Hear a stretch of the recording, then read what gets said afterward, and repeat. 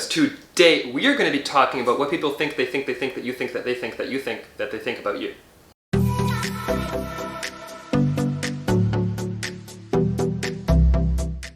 Now let me explain that for a second. I don't mean it in quite the craziness, but what I do mean is hit that like button, hit that subscribe button, hit that bell notification, hit those comments, let's go, down in the bottom. You know what the drill is by now.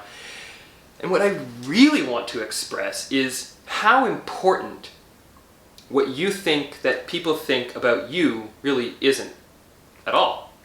Because let's break this down for a second. I'm talking to you, okay? I will say a thing, and then I will immediately think what you're going to think about what I said, and then I'm going to think about it.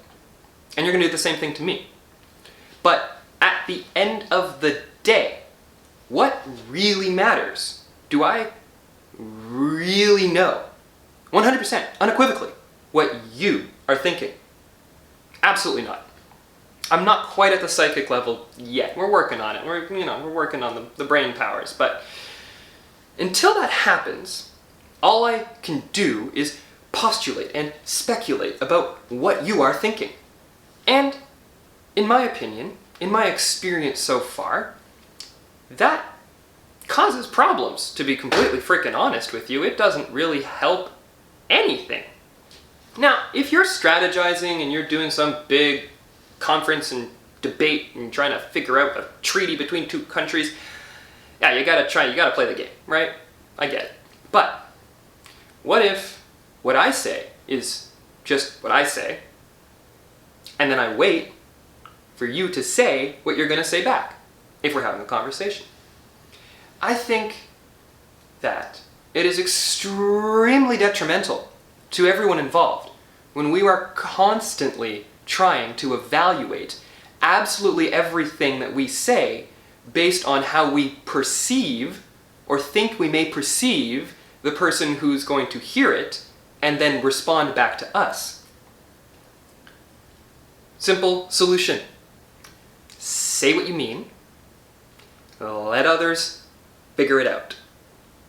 And the reason that I put it that way is that other people are gonna think about what you said based on what they think that you think about them.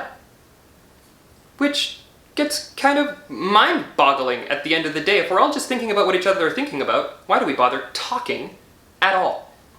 So why don't we just lower the heat a little bit and actually mean what we say and say what we mean?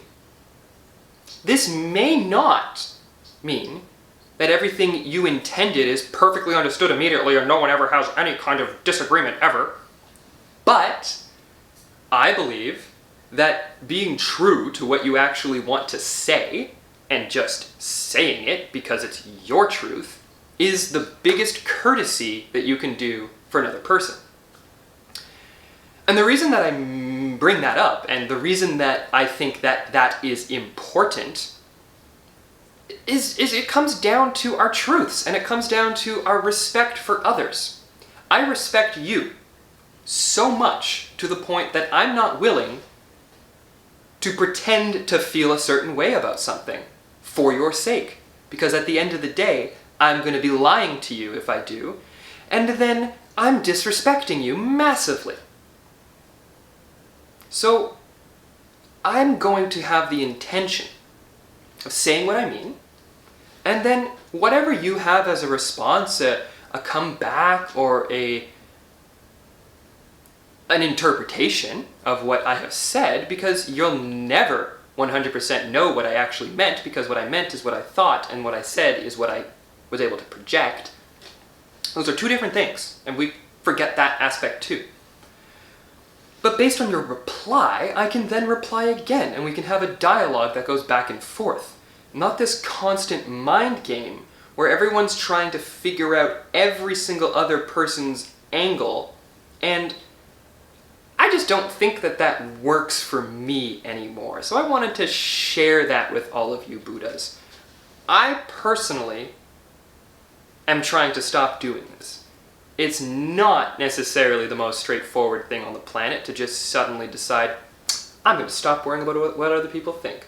If you can do that, please let me know. I could use any advice that you've got, because it is a genuinely challenging aspect of our human society that we have right now. Oh, especially when it comes to communicating over the internet.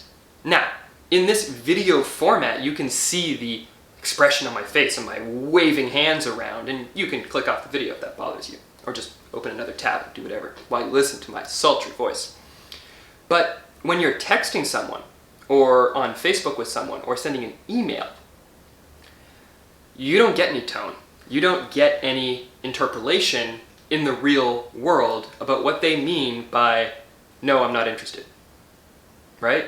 If you say to someone, no, I'm not interested, with that voice tone, then it's pretty straightforward. You're just not interested. You're not upset about it. But if you said it to someone like, no, I'm not interested in that, it sounds kind of aggressive and mean. But if you write it out in an email, no, I'm not interested, how is the person going to interpret that? And honestly, I don't know, because it's up to the person interpreting it, not the person who wrote it. So we have to stop. And I'm saying that we have to because I genuinely believe this is so important. We have to stop putting so much emphasis on trying to understand what the person is thinking. And we need to start to return the focus to the base level, the absolute lowest understanding, which is just what's been communicated. Interpret that to the best of your ability and do it with love. Because at the end of the day, Buddhas, the absolute most important thing is to love yourself.